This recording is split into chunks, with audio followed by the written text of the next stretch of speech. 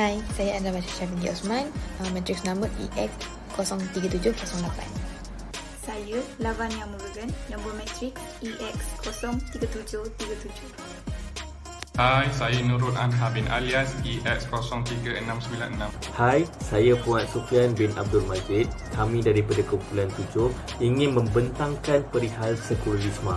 Apakah itu sekularisme? Sekularisme ialah ideologi falsafah yang memisahkan tentang kehidupan dunia dan nilai-nilai keagamaan. Antara kata lain ialah memisahkan dan membezakan antara logik dan agama. Perkataan bahasa Arab yang lebih tepat untuk mentafsirkan sekularisme ialah al-ladiniyah, iaitu tiada agama, al-dunyawiyah, keduniaan, dan al-la-akidah, iaitu tiada akidah. Sekularisme terbentuk akibat kemunculan pergolakan masyarakat Kristian dan gereja. Penolakan keagamaan kerana sikap tamak dan pentingan diri oleh kumpulan gereja.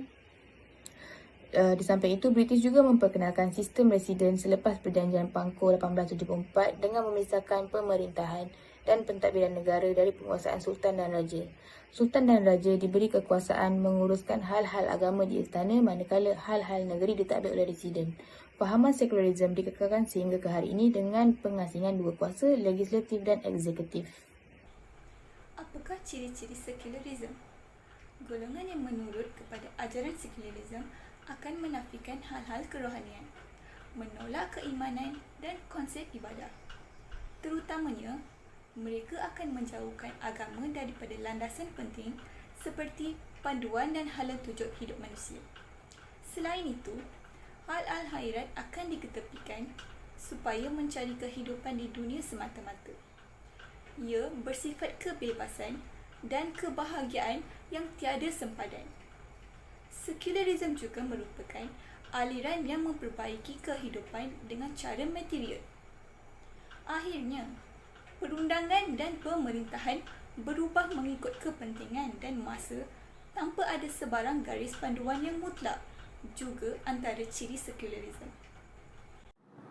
Sekarang saya akan menerangkan sejarah kemunculan sekularisme. Yang pertama, cengkaman kuasa gereja. Seterusnya, perkembangan sains dan teknologi.